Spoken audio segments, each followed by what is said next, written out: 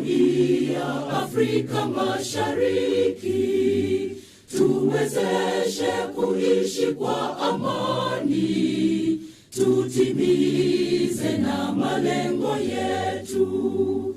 Jumuiya yetu sote tuilinde, tuajibike, tuimarike. Umoja wetu ni nguzo yetu, idumu jumuiya yetu. Next to Mr. Uhuru is a representative from the World Health Organization, Dr. Hafisa Kasuri. A big hand of applause to Doctor. Yes, the World Health Organization is we know it very well, that is the one that has been giving us all the guidelines as far as global health is concerned. And even during the lockdown, we realized that the governments could never make decisions until they hear what the World Health Organization has said. So for whatever happens in the world, it's the World Health Organization. And in 2021, there is a report that was released by the World Health Organization about hearing impairment and losing of your hearing sense. So they came up with that report, and that report was well detailed to make sure that they support everybody in society who has that hearing problem, and specifically starting with the young children. Then, of course, we also, next to her is a representative, who's representing, sitting in for the guest of honor, and from the Ministry of Health, and that's the Assistant Commissioner, Inclusive and Non-Formal Education, from the Ministry of Education and Sports, and that's none other than Dr. Sarah Ayesiga. Oh, well done, Doctor. And of course, next to her is the head of the Office Austrian Development Agency, and that's none other than Dr. Roswitha Kremsa. Sorry. Yes, Kremsa. And of course, finally, we have the Managing Director of the Kampala Audiology and Speech Center, and that's none other than Fiona Kamia, Madam Fiona Kamia. We are glad to have you here, but most importantly, we are glad and happy for the job that you're doing, especially in our community. We have also Mr. Nathan. Yes, Mr. Nathan, who represents MeDEL, and yes, let's give him a big hand of applause. MeDEL, if you heard earlier when they were moving around the tents, you heard what he said and what Madam Fiona said, that MeDEL is the organization, the biggest in the world, that manufactures these hearing pieces that are able to help people, the implants that they put in your ear for somebody to be able to recover their sense of hearing. And they have done a very good job to make sure that they set up structures, they train the people in Uganda to make sure that we have people who can work on all these cases. We also have a gentleman from the Ministry of Health, Dr. the name.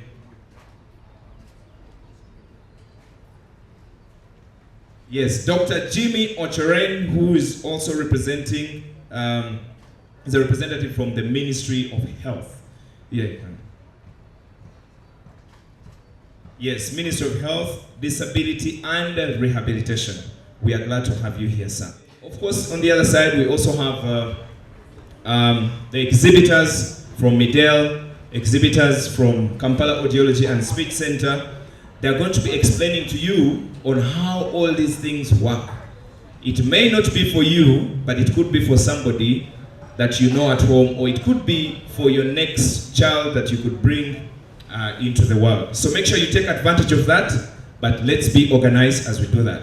So at this point, I would like to invite the Managing Director of Kampala Audiology and Speech Center to give the welcome remarks. You can stay there if you want. We are really, really happy to be able to commemorate the World Hearing Day. And today we are focusing on safe listening. it's not only important that we hear, but listening is also another skill. Although, if you cannot hear, chances are very high that you will not be able to listen. Hearing is one of the senses that we know is really, really, really important. Today, as Kampala Audiology, this morning we came to also celebrate hearing, and we've not done it alone. That's why you're seeing our partners and different stakeholders who have really helped us to be able to make a difference. Can you imagine if you were not hearing and you wanted to take a boda, you know bodas, the motorcycle, to come to Kampala Audiology and Speech Center. Me who is hearing, when the boda stops, I just tell him, Nina Bili, I have 2,000. And then he says, Tugende. Can you imagine if I had to negotiate with somebody who is hearing in a different language? Negotiating, I have 2,000, please, it would take us time. So we take a chance today to celebrate our hearing. At Kampala Audiology, we looked at the situation in Uganda. We've been in business for over 15 years. And we looked at the scarcity and the challenges that were available. And one of the biggest challenges was infrastructure, equipment. So that's why today we are also celebrating collaborations and partnerships. We've been able to achieve a lot of things at Kampala Audiology. We introduced the first digital hearing aids in Uganda through partnership with Oticon. We were able to start pediatric testing, children. Even a newborn, we now are able to screen, even if they can't respond to sound, to be able to tell that this child is hearing or not. And this is very important because you can only develop speech if you hear what is being said. So by the time the parents realize that the child cannot speak, sometimes it's too late to intervene. So we are able to do neonatal and newborn screening because that is really an important thing.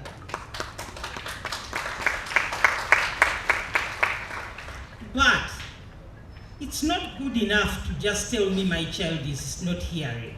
So what do you want me to do? I don't know where they sell ears.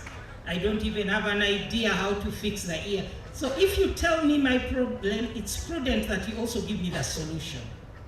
So Kampala Audiology then decided we need solutions. And the solutions in hearing intervention are really expensive. They are really high-tech, and they need a lot of support. Just because you give a child a hearing aid and you tell them go and wear it, that's not enough. Because when you wear a hearing aid, what do you want the child to hear? You need the child to hear so that they can be able to go to school. You need the child to hear so that they can socialize, so that they can play with their friends. That's how we build communities, by being able to interact. And I think the only difference we have between the other animals and us is that we can interact with communications through speech. So that's when we also needed help and had our partner, MeDEL, coming to help us. When MeDEL came in, they brought such high technology that we were at first scared of them. Somebody's cochlea is not working and you want to go in theater and replace it. A cochlea is 2 centimeters from the brain. What do you want to do that close to the brain? So we told them, your gadgets, you bring them. You have to bring somebody who is going to help us to put them in. You have to watch the children to make sure that they are okay. And that's what they are doing. So this has been a stretch assignment in that when MeDEL comes in, they don't only sell us implants, they bring in surgeons to train our local surgeons. And even when the surgeons learn, they still come to peep over their shoulder to make sure they're doing the right thing. But not only that, they stay with that child for a year. That child is seen 3 times a week for a whole year to ensure that they are progressing in order to fit into society. So we are really, really, really grateful for that.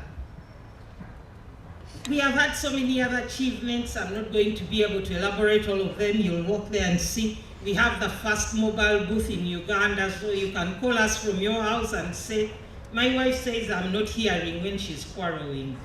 We'll come with our booth and we'll prove to her that actually you don't hear. Yes, okay? Or she might call us to test so that we can give her a report whether you're hearing or not. We can now do that. We can go all over Uganda. But we also have some of our other partners that are sitting here because there are people who have been generous with their time, with their money, with their knowledge. WHO, we are really grateful for the statutes and resolutions that you make. In Uganda, we have very few audiologists. I'm embarrassed to tell you the number because you realize we have less than, we are 0.2, where you recommend 1, we have 0.2. And that is the lowest qualification.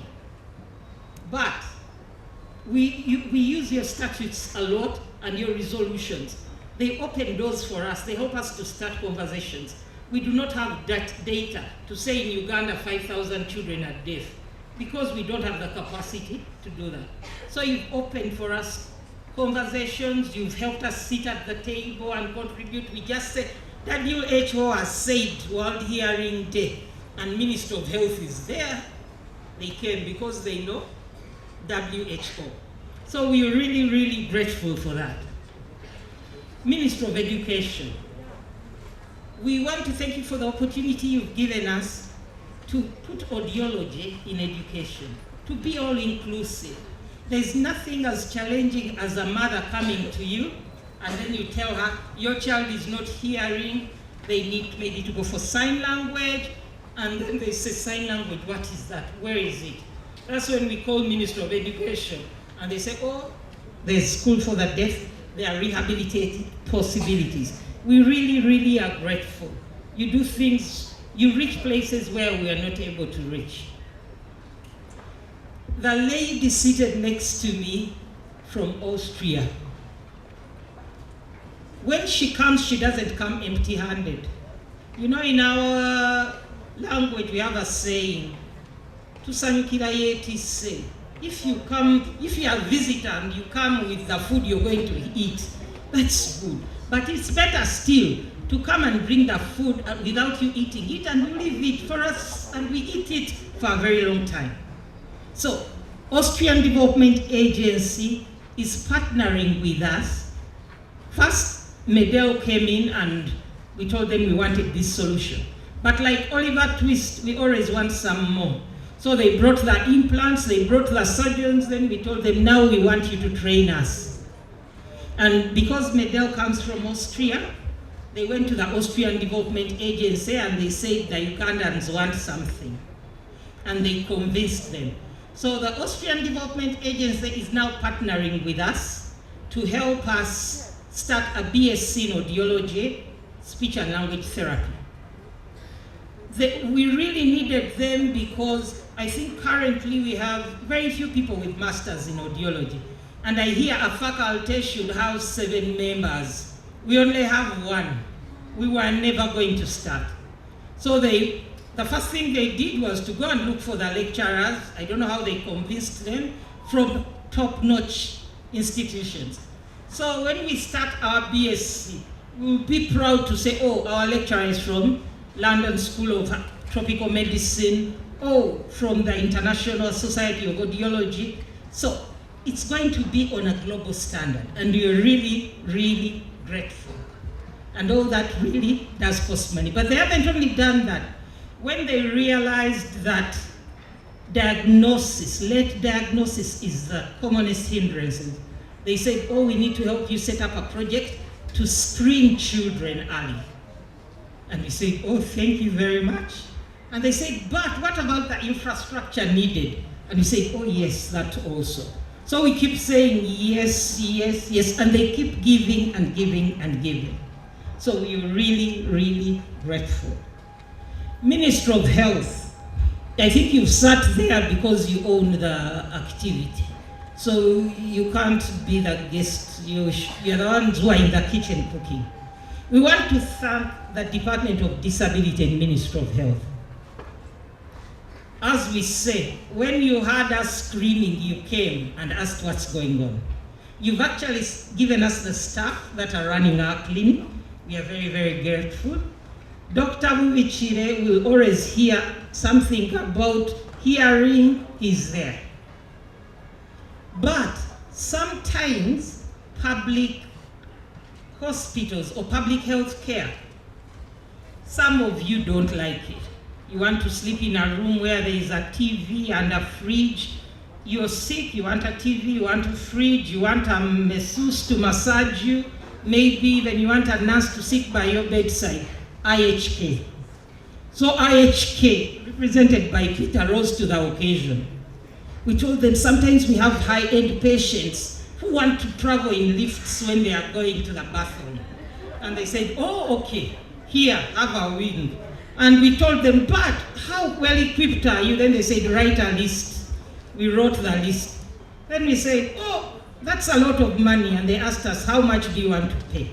So if you want to go into negotiations with high-end health care, Peter, he's seated right there. So we are really grateful for that partnership.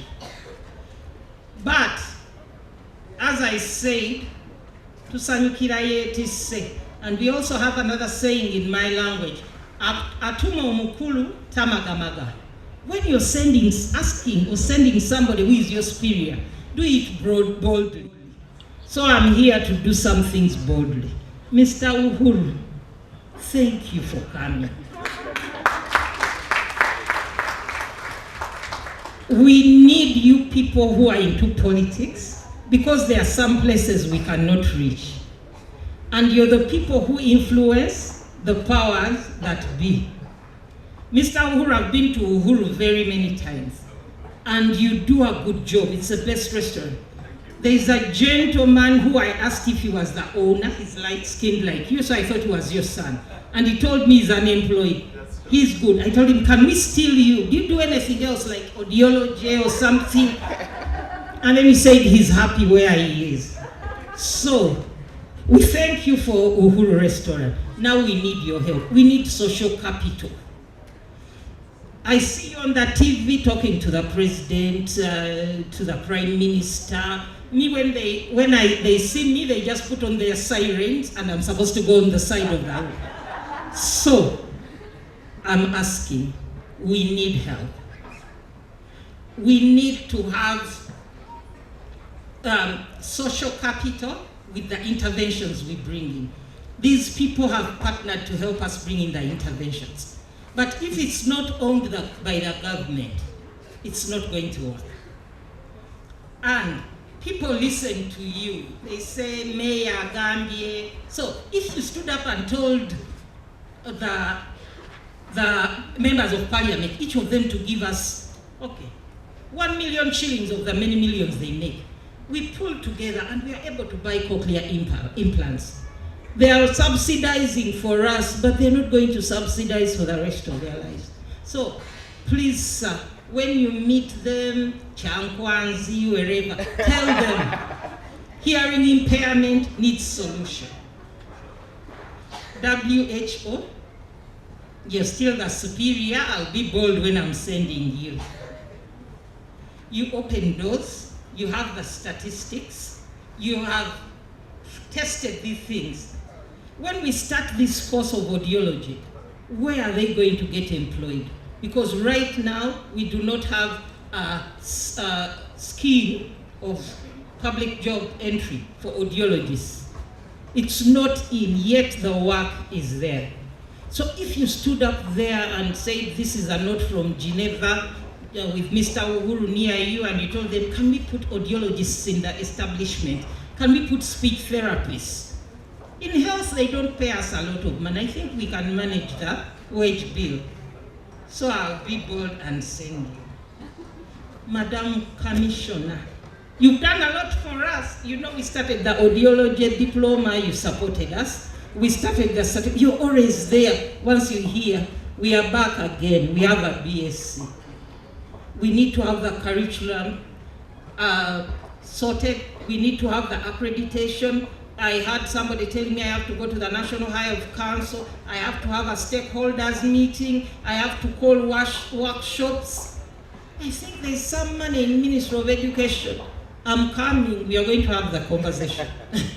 So, to the Austrian Development Agency. Since you've just given us something yesterday, let me not overshoot and ask for some. Let's first finish eating this one, and then we'll be grateful. Oh, she's saying we should eat in a good way. They know Ugandans, sometimes we eat in bad ways. But the systems they have in place, they don't allow you to eat in a bad way. Yes, their systems are so stringent. Even opening your mouth wide, they are like, how are you swallowing? So you're safe. And please thank WHO. They are also co-sponsors of this today. So she's one of your hosts. MeDEL, Minister of Health. Please, MC, allow me to cheat you. 1 minute each. Thank you very much for listening to me.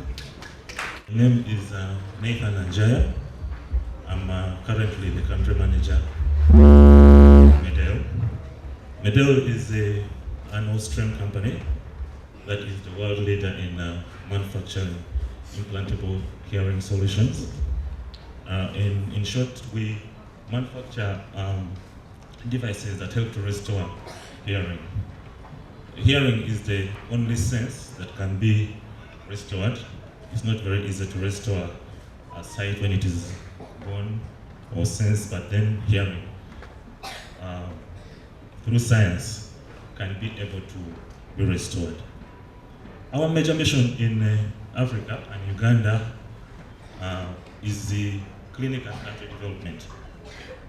What we realized was that there was a lot of need from the society for individuals, both children and adults, to have their hearing restored. But this service was not there in very many African countries. So we started a program whereby we would go to very many African countries and then train the local people. And then from there, we led them on the programs to be able to work on the program so that these children are not necessarily referred or European countries or American countries. So we began our program in 2015 with the, first of all, training the local people to be able to manage the devices, and then later we managed to train the speech and language therapists to be able to work on the children after the surgery has been done, because then surgery is only a short time, 1 to 4 hours the surgery is done, but after that they will need rehabilitation, sometimes for the rest of their lives, okay? And then finally working with the surgeons to be able to do the surgery by themselves without support from a mental surgeon. We are not yet there, but that is where we are heading to. So I'm very glad that with support from our partners, we've made this possible. I think that's what I can say for now. The percentage of people who are having this hearing problem, especially in the adults, around 12%, which is a big number, and 10% among the young children. And you know, looking at over 300 million people globally who have this hearing problem. And it's also, like you're saying, there is funding that is needed, there is support that is needed, because it's costing the entire world billions and billions of money, over 900 billion that is, you know, spent in different areas to help, you know, empower the people, or the young people, and everyone who has to, you know, to recover their hearing sense. So thank you very much. Let's let's have a poem from Nakivubo, our host for today. We are here at Nakivubo Blue Primary School, and they have prepared a poem in celebration of the World Hearing Day. Nakivubo, with your lead, you can come forward.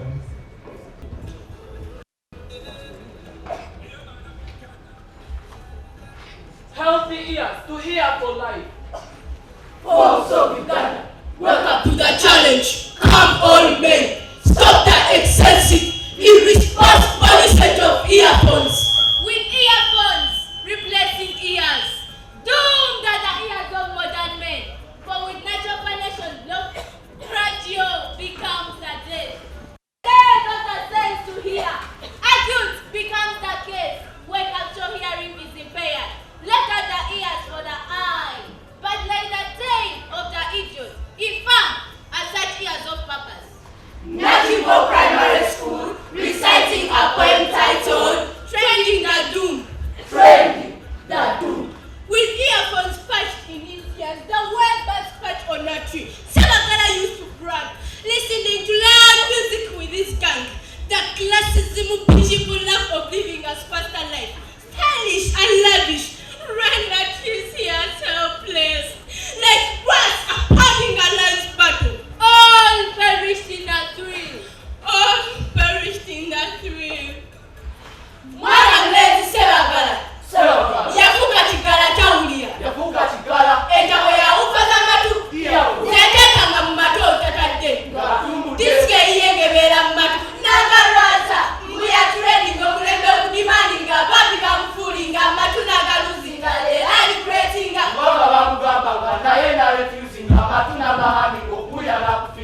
Deaf he became, thanks to technology, for making the deaf dear. Loud sound through earphones affects harms, damages the hearing cells, causing deafness in the long run. Pop not your ears. Pop not your ears. For ear popping may cause ear piercing. Use not cotton buds, Use not cotton buds. or they push wax further into the ear canal. Keep your ears dry. Avoid ear infections. Victims are endangered. The ears trouble. It is worse for the age. The test of ripping fails. The delicate cochlea is all left shattered, break to demolition. Hearing no more. Seek an ear checkup in case of a hearing complication. The earlier, the better. The earlier, the better. Who has Sebagala? Little he has, but a lot he pays for treatment of his ears. Mazimaka Seta Kani Sebagala Yabamatu Geraza Atiwin. Imagine! Earphones! Earphones, the irresistible companion to modern men. Irresistible indeed. Use them right, get the best. Use them without us. Use the worst. Deaf you become. So, Don't break down. Balance your crown. Stop the trending doom. Force of Uganda, wake up to the challenge. Come on, men. Stop the excessive, irresponsible usage of earphones. turn the volume down. Share the earphones. Stop ear infection. Quick earphone use if you can. Safe and secure your ears will be. Healthy ears to hear for life. Yes. Responsibility. My responsibility. Stop the trending doom.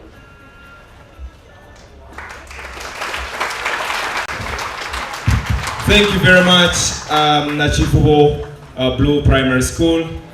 Wow. My goodness, this campaign about usage of earphones. Yesterday we were in a meeting, as we were organizing, this whole event. And one of the ladies, I don't remember who, but she was saying that she almost in the house. When she's talking to them, they have earphones in their ears, they don't listen, sending them to do stuff and all. And some of them play very loud music. How many of us have sat next to somebody who is having earphones in their ears, but you're able to hear the songs that are playing? How many of us? you find somebody has earphones in the ears and you're seated next to them 2 meters away, but you're hearing the sound of the song, whatever they're listening to. And that's the danger side of misuse of earphones. Anything that is misused, abused, can actually be very dangerous. It doesn't matter whether it's alcohol. If you abuse it, it can take you to the worst of it. Now, for the sake of the ears, in this new era, in this new age, it has been discovered that usage of earphones is one of the things that is actually contributing to the impairment of the hearing sense. So for the young and old who are here today, let's carry this message home. Let's not be like Sebagala. Sebagala, you heard the story. I don't want to go through again by Sebagala. I eventually worked so hard, but all the money that he was working for, he ended up spending it in treating the ears. So thank you very much once again, Nakivubo Blue Primary School. At this juncture, I would like to invite the mayor for Kampala Central, Mr. Salim Uhuru, to share a word or two with us. I know we are on your grounds here. We couldn't have been here if you hadn't allowed us. Your Excellency, Acting Commissioner, Madam from WHO, I want to welcome you to Kampala Central Division. I'm the Mayor, Kampala Central Division. I'm happy to receive you today, and it's a pleasure. I want to thank also our partners, MeDEL. Have I pronounced it well? Thank you so much for a wonderful job you are doing to this nation. Thank you for loving Ugandans. If all of us Ugandans loved our country, we would have been very, very far. Very, very far. I want to thank the chairman, LC1. Thank you for coming. And I want to greet all of you, the teachers and the children. You're most welcome. We are here in the Nakivubo Blue Primary School. It is one area in Kampala Central Division. Actually, I'm an origin from here. Oh. I'm an origin from here. Your Excellency, it's my second time seeing you and meeting you. And it's a pleasure. Thank you for loving Uganda also. You have been partnering, especially in the key sensitive areas. And she has been hands-on, by the way. So I want to thank you so much. You have been around, and I love the way you do your work. Sarah made it very clear there are challenges, big challenges, and I promise as the mayor, we're going to partner also. As KCCA, we're going to partner. I'm going to sit with the Speaker of Kampala Central and my councillors, because I don't work alone. It is a team to see how can we come and help our kids, our children. These are our future leaders. Next, we shall see a president from here, another mayor from here, another, member of parliament from among you. So this is our future, and we must take care of our future. Ladies and gentlemen, I wouldn't like to take much of your time, but I can promise you we're going to be together. My colleague talked over the earpiece. To be very honest, if you are to go to the police and get the numbers of accidents caused by headphones, it's a lot, because nowadays people put headphones, walk in town. At times, a driver hoots, notifying you of a problem, but you are just with your headphone. What happens next is an accident. The youth, this is exactly you, the youth. Most of you take it as swagger. You put it, you think you're wakabi.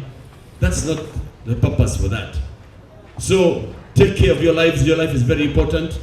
Headphones, yes, we need them, but let us make good use of those headphones, because it becomes a danger to us. I think that's all I can say. I'm honored to be here, and I can promise you, you'll write me a letter officially, a proposal, and we'll move on to it. Madam Charisma, I would one day also welcome you to the capital city itself, Central Division, and you meet the political politicians and see how we can move and make Kampala shine. Thank you very much. You've heard it all from the mayor of the Kampala Central Division, Mr. Uhuru. No, you're a man of excellence in what you do. Yes, you know they say, facts tell, but stories sell, isn't it? You can have all the facts, but if you don't have a story to tell, somehow you'll miss a very big percentage of the message that you're trying to send out. So you're welcome, Madam. I'm happy to be associated with the World Hearing Day. Through Kampala Audiology and Speech Center and with MeDEL, my son, who was born deaf due to a rubella infection, can hear, speak, and have conversations with me. I am a pioneer parent and patient of MeDEL. Started in 2016, and it has been a very challenging but fruitful journey. My son is 9 years. He was diagnosed at 2 from Kampala Audiology and Speech Center, and I had no solution. I went and looked for alternatives, second and third opinion, and everybody said without a cochlear implant, Daniel, my son, would never hear or speak. I went back to Kampala Audiology, and then they told me they were bringing MeDEL to Uganda to hear. The other alternatives were India, USA, and maybe South Africa. And I had no hope, and I had no way of thinking of getting that implant. But MeDEL brought it to me and brought it to my son. And in 2016, November, Daniel was implanted. After a year of rehabilitation with speech therapists, Daniel has even attended normal school. You can't tell until you see his gadgets. You wouldn't tell Daniel is deaf. Hearing again, after hearing loss or being born without hearing, hearing can be restored. And MeDEL has made that dream come true. Thank you, Kampala Audiology. Thank you, MeDEL. Our City Mayor, His Worship,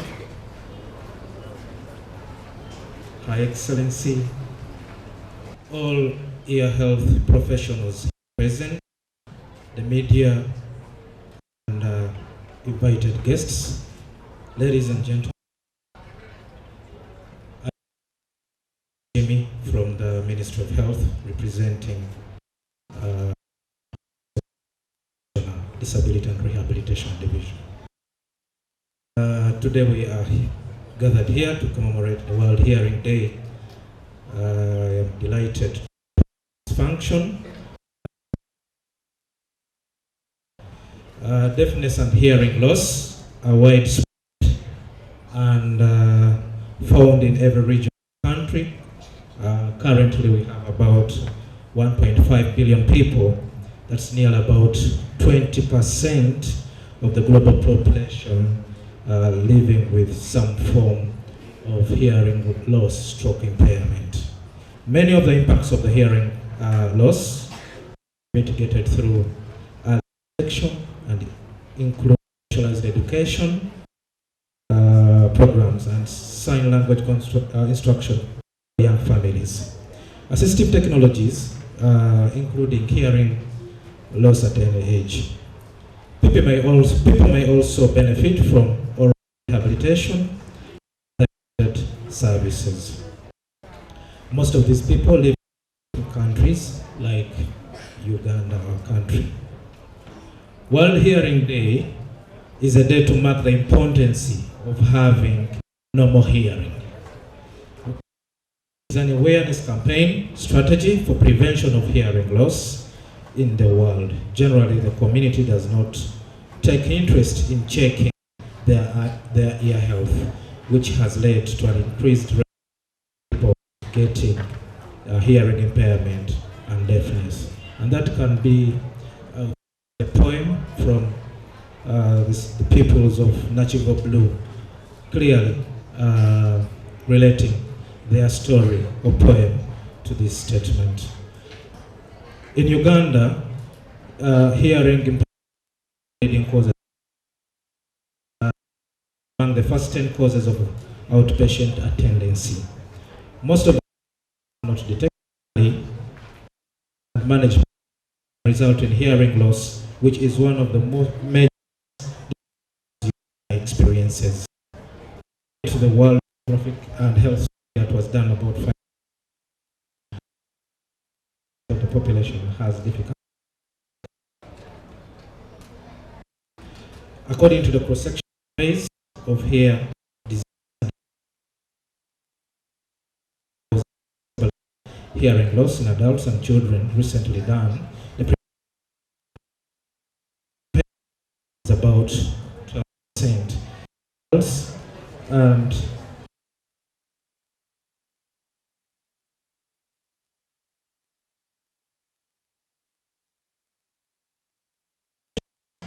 wax impaction, chronic media, meningitis, noise-induced hearing. Therefore, ear disease and ear impairment are important public health problems in Uganda. So, today's theme, as has been said, is to hear for life with care. This is a well-chosen one. It is a call to all of us that it is possible to have good hearing across the life through ear and hearing care, and to all health providers to work together, prioritizing and promoting ear health to a higher profile at all levels so as to increase accessibility. On behalf of the ministry, I would love to thank all persons and organizations involved in the prevention of hearing impairment and deafness services in the country. These all include ear development partners in the country, including MeDEL, Kampala Audiology Center. In a special way, we would like to thank the WHO country office for the continuous guidance and advisory role they play as far as services are concerned. We'd love to thank KCCA through his with us here, Kampala Audiology and Speech Center through the Managing Director. We want to thank High Excellency Managing Director, Dr. Fiona Kamya of KAMSA, Kampala Audiology. The Mayor, I'm honored to join you and the rest of the world today as we commemorate the World Hearing Day. Over 1.5 billion, yes, I'm reminding us the numbers since it's the day remembering these numbers. Billion people experience some degree of hearing loss, with 5% of the world's population living with disabling and middle class like Uganda. 34 million of these are children, as we have already heard. About 1.1 million young people aged 12 to 35 years are at risk of permanent hearing loss. Music for long periods. So the period also matters to which you're exposed to this loud music.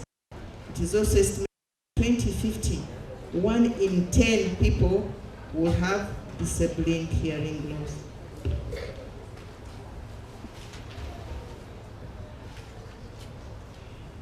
In the African region, around 4.5% of the entire population live with this invisible disability, which commonly goes unnoticed. Hearing loss has many causes, and we have had some of them, but they include genetic causes, birth complications, especially those that deny oxygen to the baby, chronic ear infections, use of medicines like gentamicin. They are necessary medicines, but they also have as complications, they affect the ear. So we are not saying don't use them, but use them with professional guidance. Others are cancer drugs, quinine, which is an anti-malarial, some diuretics, and exposure to excessive noise, and of course aging. In children, hearing loss can influence speech and language acquisition, significantly affecting academic performance and exclusion. However, the global production of hearing aids is grossly inadequate, and I would like to pause here and thank MeDEL and the Australian government for making it possible for Uganda to begin accessing these devices that are much needed in this country.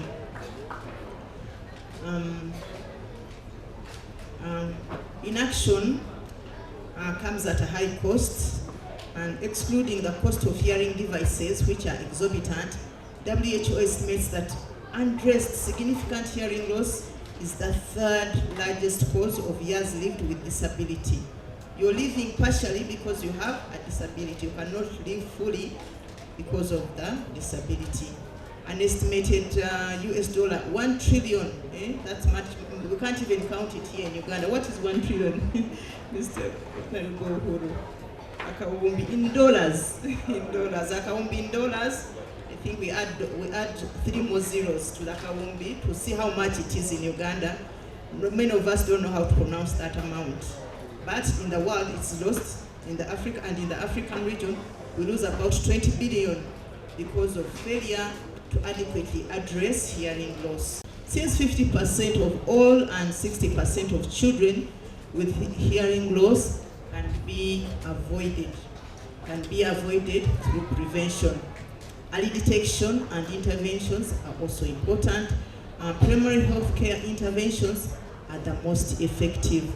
So our mayor, Honorable Uhuru, the KCC clinics, that is primary health care level, need to start at least screening, not doing implants, but screening these children for hearing impairment right from the beginning, and also advising the mothers not to take certain drugs, so that, and also to attend antenatal and attend the clinics when it's time to deliver, so that they avoid some of these problems that lead to hearing impairment.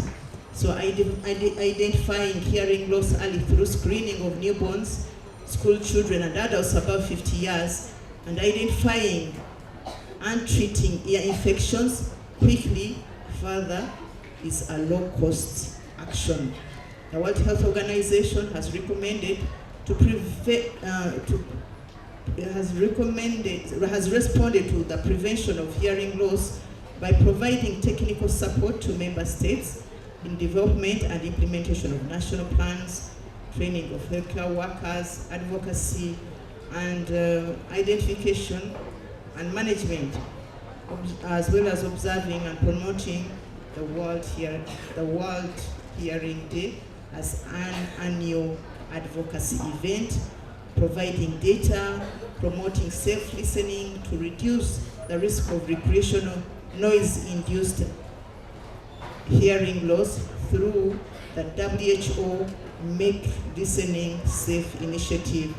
And as we've already heard, the 70th World Health Assembly resolution that led to the report that my colleague mentioned earlier is also another contribution, fight against hearing loss.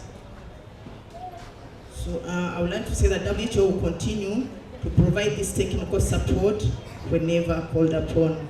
As we commemorate the World Health Hearing Day, I would like to call on the government and partners, and here I would also like to continue appreciating the Australian government and Her Excellency the Ambassador here for what the support we've received so far, and also join my voice to the ED that we need more. We need more of that support. We are not yet there as a country to be independent. Appreciating your support, and also call upon other partners to increase the investment in addressing hearing loss and integrate ear and hearing care into health system to enhance prevention and early detection. There is need to build human resource capacity. We've already had that, and we'll continue talking about it, to make these services equitable equitable, especially in our settings, low-income countries like Uganda. We need these services closer to the farthest person who needs to access such services. So this help is still needed, and we shall continue to request you to support us to have this kind of support, this kind of service. So prevention of hearing loss leads to financial savings. Prevention of hearing loss leads to financial savings and returns on investment, increased access to education, greater employability with benefits, which benefits the economy and an integrated society. People are excluded if they cannot follow the conversation, if they cannot hear what is going around in the environment. So investing in hearing loss is a sound investment. As I conclude, I would like to thank everybody who has contributed to this successful event, especially the government, the organizers, Kampala Audiology Center, our funders, invited guests, media personalities, and of course the children who have shown us that they actually understand what causes hearing impairment and deafness. And I want to request you, our children, to share this message with your parents. Tell them to go to hospital when they're expecting children. Tell them when they have their children to have them tested for hearing, because the children will not complain that they don't hear. But when they test them, they will intervene early. So talk to your parents. We know you can deliver this message. And of course the media, they want you to continue talking about hearing impairment and the solutions that are available. I thank you very much. So at this moment, I would like to invite Her Excellency, that's Dr. Loswitha Kremza, who happens to be the head of the Office Australian Development Agency. Let's give her a big hand of applause. Dr. Kremza, Rosita, and representative of the Republic of Austria to Uganda, and the head of the Austrian Embassy Development Cooperation Office in Kampala. My country is the Australia without the L. We're Austria in Europe, but it doesn't matter. Therefore, we significantly stepped up our support to WHO, who is here present, and please convey my greetings to my very good friend Jonas. And we are happy that because of our collective effort to fight the pandemic, we can be here again in some kind of normal, celebrating the World Health Day. I have to say, I'm vaccinated, as you, in Uganda. I got also boosted in a church, actually, in Austria, and I feel very safe. I hope all of you are also safe together with me. There are many vaccines that are available in this most beautiful country. Please go and get them. But today, on the World Hearing Day, I'm proudly representing Austria at the Nakivubo Blue Primary School as a testimony to the Austrian support also to an increased access to health services in Uganda, and more notably to the Austrian engagement to high-tech transfer of knowledge to our partner countries, most notably Uganda. When I learned about this project, I actually heard from the director sitting next to me that previously Ugandans had to fly to foreign countries far away on different continents to get the treatment of hearing implants. Now we are changing this. We are changing this. This is why I'm very happy to be here today, because this is a symbol of high-tech knowledge transfer to Uganda, and we can see that Uganda is conducting these operations today in Uganda with Ugandan doctors. Now, with the second phase of this partnership, and of course we have here the representative of MeDEL, and I have to tell you about MeDEL. This is a company that is based in a very small village in Austria, in the province actually, it's not even in the capital. It's a small village in the province of Austria, and you can see what they can do. World-leading producers of a high-tech hearing device. And they are here with us, and we are proud that as Austrian Development Agency and as Austrian government, we can partner with MeDEL to bring such fantastic tools also to Uganda. Now, in this second phase, what we want to achieve is to have, first of all, a screening exercise, because we heard so many people don't know about their status. We want to diagnose them and cure together with MeDEL. But also, what I learned is that there is a need for academic course for audiology, because as I was made aware, there is only one or very few academically trained audiologists in Uganda. So this is what we also want to change. We want to bring the academic knowledge of audiology to Uganda with a training course specifically designed. Now, we have seen that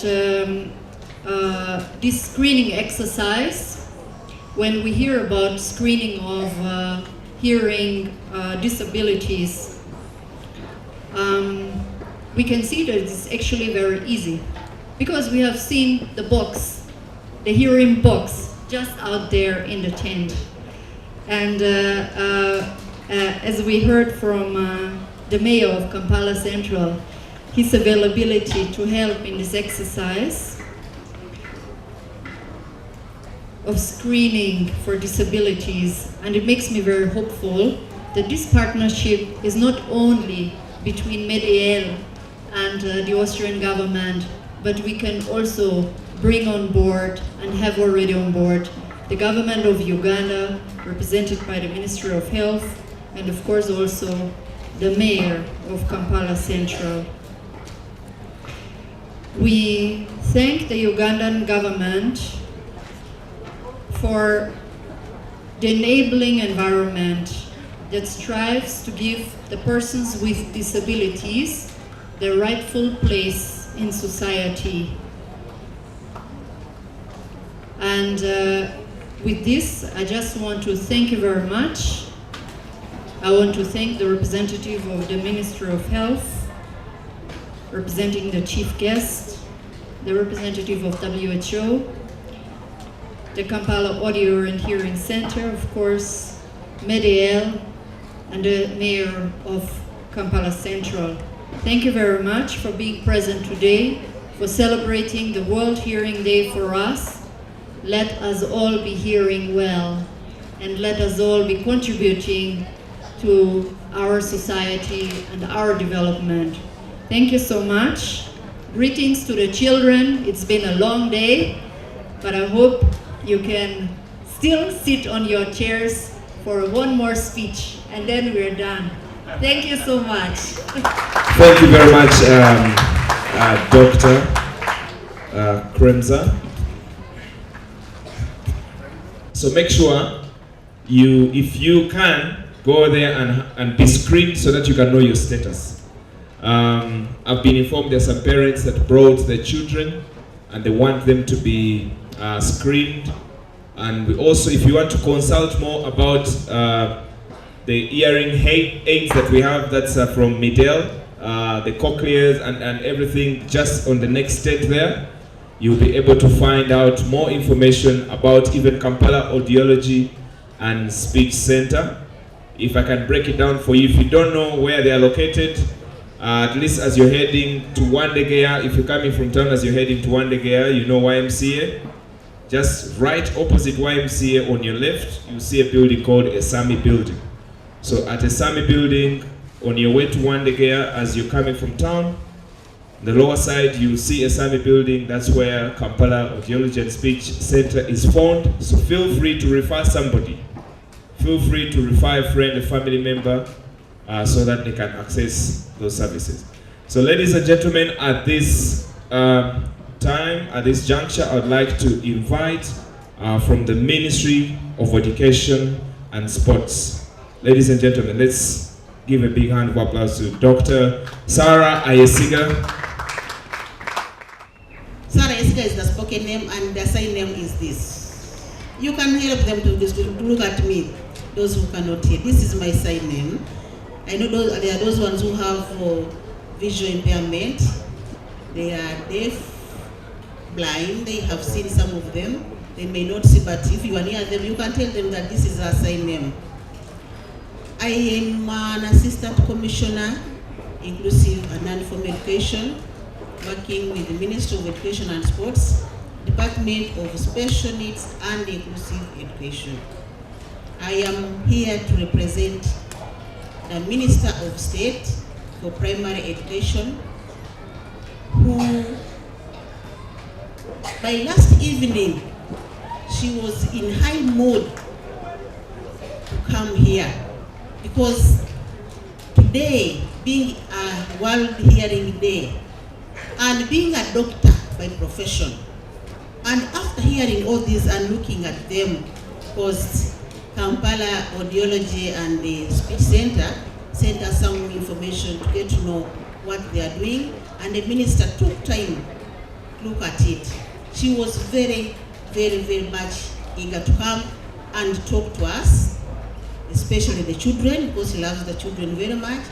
But before the day broke, the First Lady and Honorable Minister of Education and Sports told her, Madam Honorable Kaduchu Joyce Moriku, you are not going to Nakivubo. Please find someone to represent you there. So she called very late in the night and said, people called my commissioner, I may not be able to go to Nakivubo, please. Because my commissioner was already delegated somewhere. So Sarah, can you go and represent the ministry? So that's why I am here. I have a fully drafted speech that I am going to read verbatim. But before that, I want also to express my feeling about today's event. Colleagues, we cannot take it for granted. All that we have on our bodies, of course including life, is God-given. And therefore we have to protect it. We have to defend it. The children here presented a poem on how technology that we are singing about is also somehow, for those who are using it irresponsibly, how dangerous it is. That is one factor that is affecting our hearing loss, or our hearing. But I want to tell you a story, because there are very many of them. Somebody from the Ministry of Health has narrated some of them. I have not yet heard what I'm going to tell you. When I was still teaching in that school called Masing Center for the Handicapped, where a majority of the learners are deaf, or where, because now they have included very many of them. We had a parent who came and knelt in front of the head teacher and cried. Why? He said, my child, and that child was in my class, P6 class, 1992, Masing Center for the Handicapped, where I was teaching. He said, that son of mine you see, and a very clever, very brilliant boy, he has just completed his A6 at Wakiso School for the Deaf 2 years back, actually. I am the cause of that child, of my son's death. And next time he said, how? Did you try to take him to hospital when he was ill? He said, no, it's just my hand that made him deaf.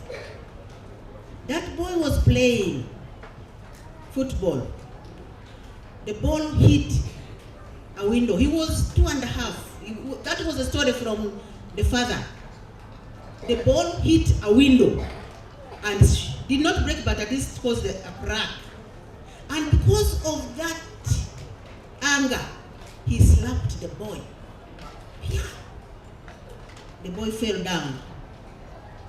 In the next minute, the boy was oozing blood from the ear where he had been slapped. Cried. Blood came out, and then they realized, of course, it caused a lot of chaos with the mother. You see what you have done? Why do you? They carried the boy to hospital to find that the boy's cochlea and had been smashed, and that was the end of his hearing. In a few years back, when the Minister of Education and Sports came up with a policy, corporal punishment, and we banned the corporal punishment, there are very many people who abused us. I don't say blame, I can't say blame, but abused, literally abusing the Minister of Education. But they didn't know why. But you are going to maim the children, you are going to make them indisciplined. A child must be beaten. Even if the Bible says, spare them whatever and spoil the other. But we say there is a reason. But no, at least literally we said, what is literal?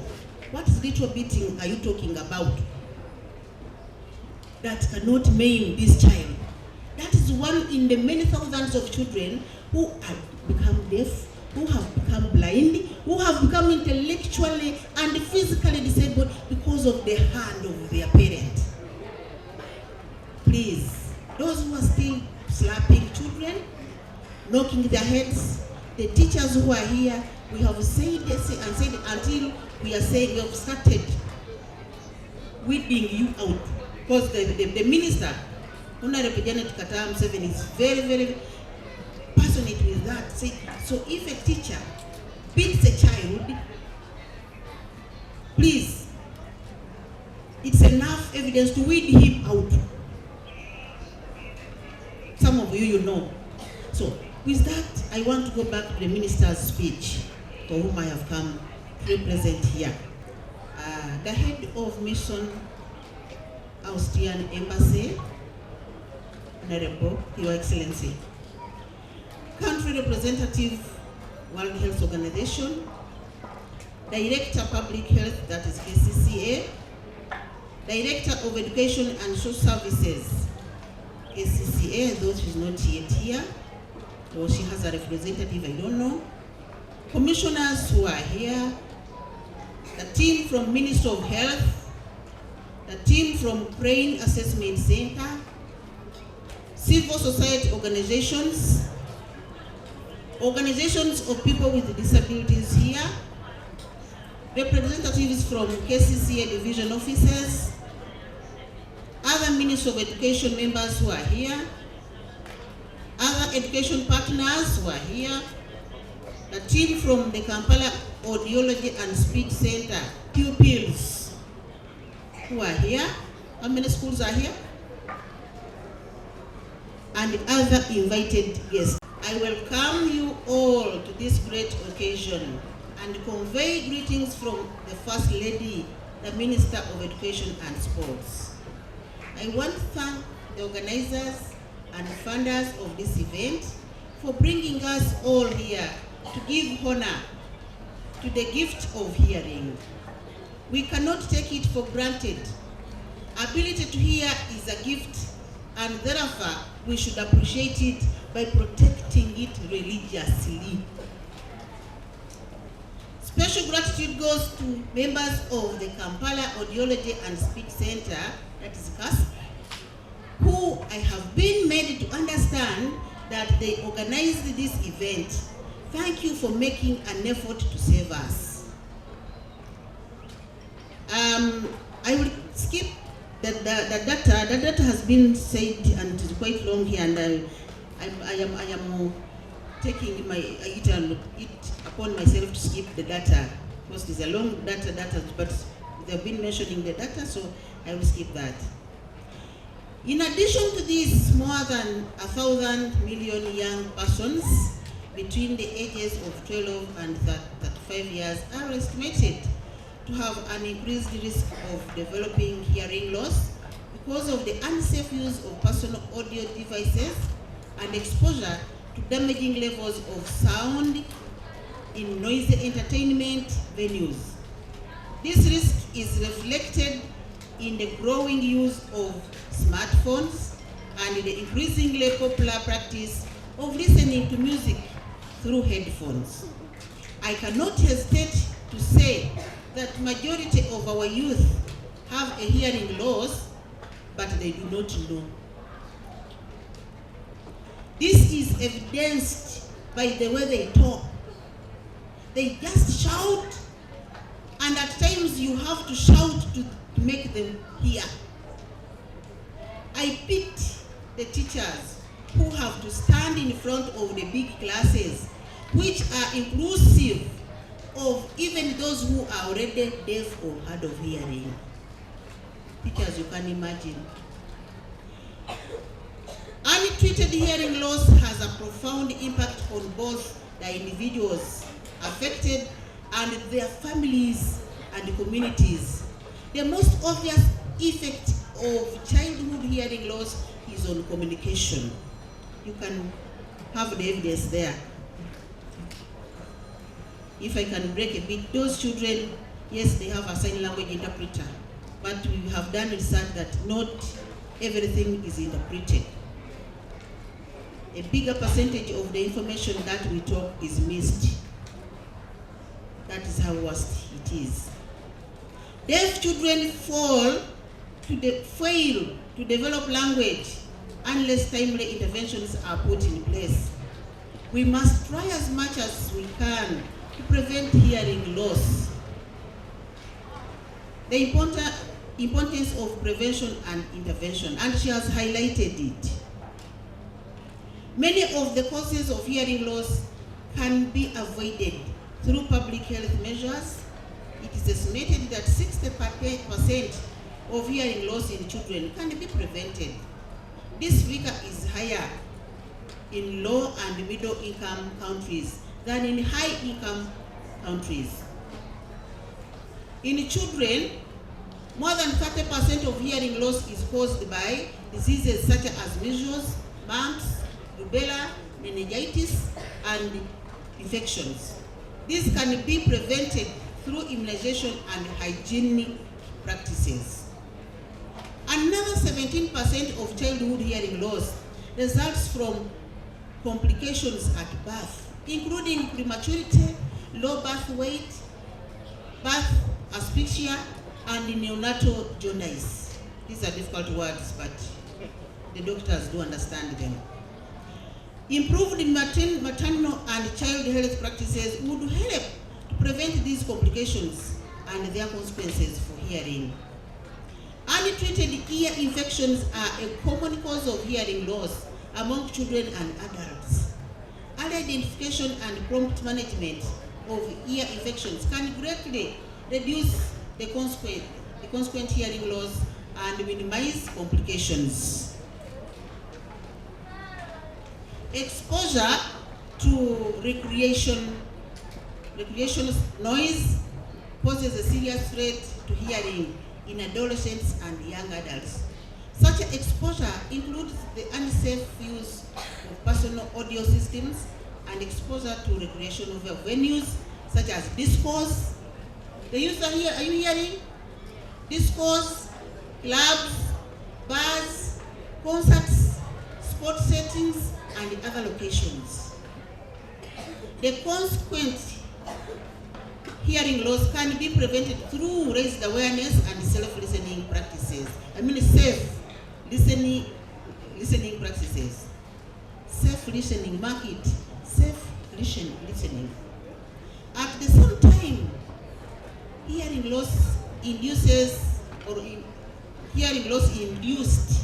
by occupational noise can be avoided by the effective implementation of hearing conservation programs at the workplace.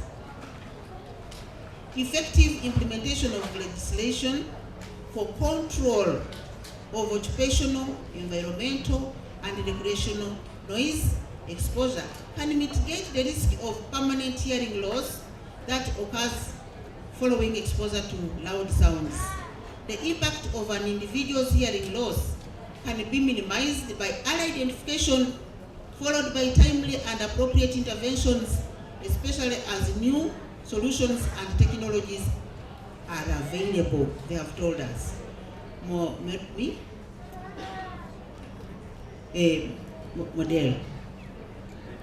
They are there, they have told us. For instance, it is now possible to screen for hearing loss as early as the first day of life. Parents, are you hearing? Improvements in the design of hearing aids and availability of hearing implants have greatly improved the possible outcomes in those who are either born deaf or acquire hearing loss later in life. Remember, she's a doctor. She knows all these things. If it were me to speak, sometimes I would do. The babies, I'm about to end, I'm almost coming to the end. I know it has been a long speech.